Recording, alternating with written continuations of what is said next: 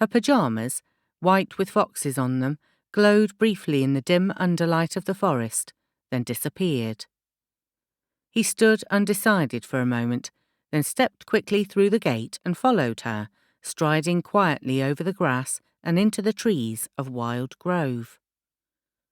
She'd looked odd, he told himself. She'd been standing looking at the cottage, then swung around in a circle, arms outstretched. Stefan hadn't meant to watch, but she'd been in full view, and he hadn't been expecting her. Or rather, he had, sometime, but not specifically this afternoon. That had been a surprise. He'd just been coming to tend to the house plants, check on the garden. He wanted to weed the winter vegetable beds, and the sky was clear. It was the perfect day for the job. Then she'd hugged herself and stood still, and it was then. He pinpointed the moment, replaying it in his mind as he followed, stealthy and swift as a hare, through the woods after her. It was then, her back to him, that she'd changed. He'd seen it in her posture. She'd straightened, grown taller, the glamour suddenly on her. He'd seen the glamour come over someone plenty of times, or enough times at least to recognise it.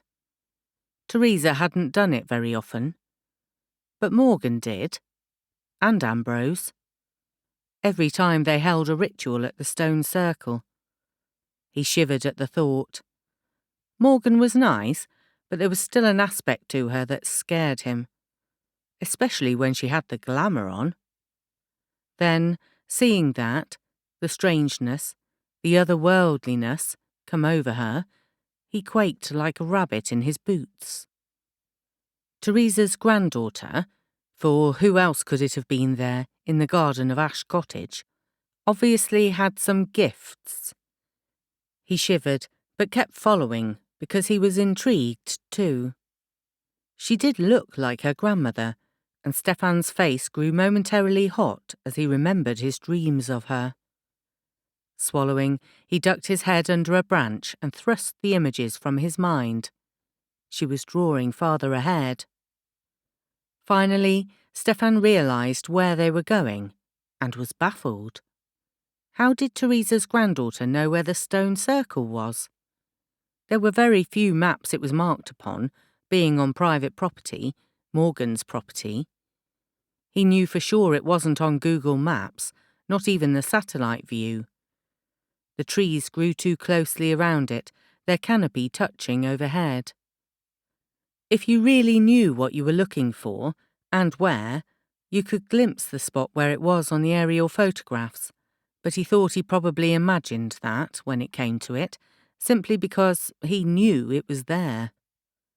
From experience, and being around Teresa, and Morgan and Ambrose, and the others, he knew that once something was seen, it couldn't be unseen. Once something was known, it couldn't be unknown. Knowledge could never be denied once you had it. Maybe that was partly where wisdom came from, the ability to live with what you knew. The path steepened, wound around over a small hill still thick with trees. He glanced over to the left, knowing that Morgan's house was in that direction. There was a path that would lead them to her door if they followed it. The grove was riddled with paths, made by animals, made by people.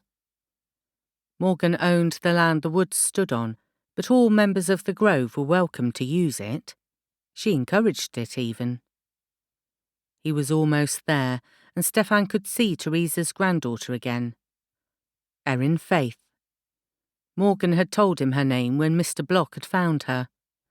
It was a pretty name, he thought, and then his mind went startlingly, blindingly blank as he saw her. She was in the centre of the circle.